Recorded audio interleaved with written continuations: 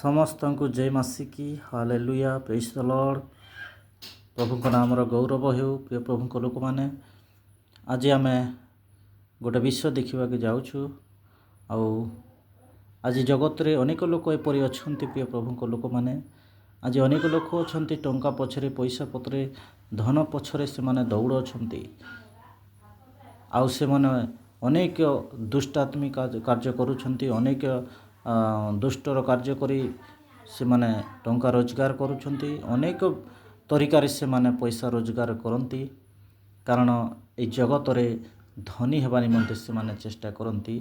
ଆଜି ଏହି ମନୁଷ୍ୟ ଜାତି ଆମେ ସମସ୍ତେ ସେପରି ମନୋଭାବ ରଖିଥାଉ, କିନ୍ତୁ ଏ ଜଗତର ସମ୍ପତ୍ତି କୌଣସି ଭାବରେ ମନୁଷ୍ୟକୁ ସ୍ଥାୟୀ କରି ରଖିପାରେ ନାହିଁ।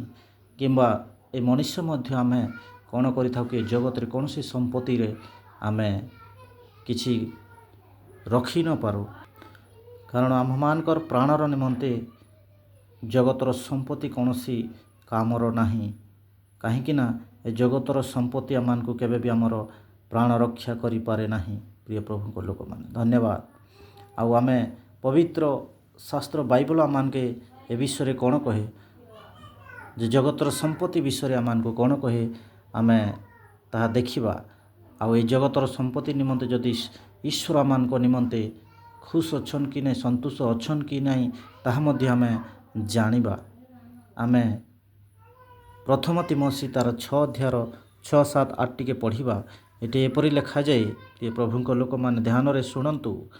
ଈଶ୍ୱର ପରାୟଣତା ସନ୍ତୋଷ ଭାବଯୁକ୍ତ ହେଲେ ପ୍ରକୃତରେ ବିଶେଷ ଲାଭଜନକ, କାରଣ ଆମେମାନେ ଜଗତକୁ କିଛି ଆଣିନାହୁଁ, ପୁଣି ଏଠାରୁ କିଛି ଘେନି ଯାଇ ନପାରୁ। ଏଣୁ ଅନ୍ନ ବସ୍ତ୍ର ଥିଲେ ଆମ୍ଭମାନଙ୍କ ନିମନ୍ତେ ଯଥେଷ୍ଟ। ହାଲେଲୁୟା, ପ୍ରେଜ୍ ଦ ଲର୍ଡ। ଦେଖିବା ପ୍ରିୟ ପ୍ରଭୁଙ୍କ ଲୋକମାନେ, ଏଠି ଆମ୍ଭମାନଙ୍କ ନିମନ୍ତେ ଜଗତରେ ବଞ୍ଚିବା ନିମନ୍ତେ ଅନ୍ନ ଏବଂ ବସ୍ତ୍ର ଥିଲେ ଆମମାନଙ୍କ ନିମନ୍ତେ ଯଥେଷ୍ଟ। କୌଣସି କୋଟି ସମ୍ପତ୍ତି ଆମମାନଙ୍କ ନିମନ୍ତେ ସଞ୍ଚୟ କରି ରଖିବାର ଆବଶ୍ୟକତା ନାହିଁ। ଜଗତରେ ଆମେ କେବଳ ବଞ୍ଚିବା ନିମନ୍ତେ ଆମର ଖାଦ୍ୟର ଆବଶ୍ୟକତା, ଲଜ୍ଜାକୁ ଢାଙ୍କିବା ନିମନ୍ତେ ବସ୍ତ୍ରର ଆବଶ୍ୟକତା। ଆଉ ଯଦି ତାହା ହିଁ ଥିଲେ ଆମ ନିମନ୍ତେ ଯଥେଷ୍ଟ। ଏ ଜଗତର ସମ୍ପତ୍ତି କ୍ଷୟ ପାଇଯାଏ, ଏ ଜଗତର ସମ୍ପତ୍ତି କୀଟ ଖାଇଯାଏ, କିନ୍ତୁ ଏ ଜଗତର ସମ୍ପତ୍ତି କୌଣସି ମନୁଷ୍ୟ କି ମଧ୍ୟ ରଖିପାରେ ନାହିଁ। ସେଥିପାଇଁ ପ୍ରିୟ ପ୍ରଭୁଙ୍କ ଲୋକମାନେ, ଆଜି ପବିତ୍ର ବାକ୍ୟରେ ଲେଖାଯାଏ, ଏଣୁ ଅନ୍ନ ବସ୍ତ୍ର ଥିଲେ ଆମମାନଙ୍କ ନିମନ୍ତେ ଯଥେଷ୍ଟ। ହାଲେଲୁୟା। ଆଶା କରେ ଏହି ଛୋଟ ବାକ୍ୟ ଉପରେ ଆମେ ସମସ୍ତଙ୍କୁ ପ୍ରଭୁ ଆଶୀର୍ବାଦ କରନ୍ତୁ।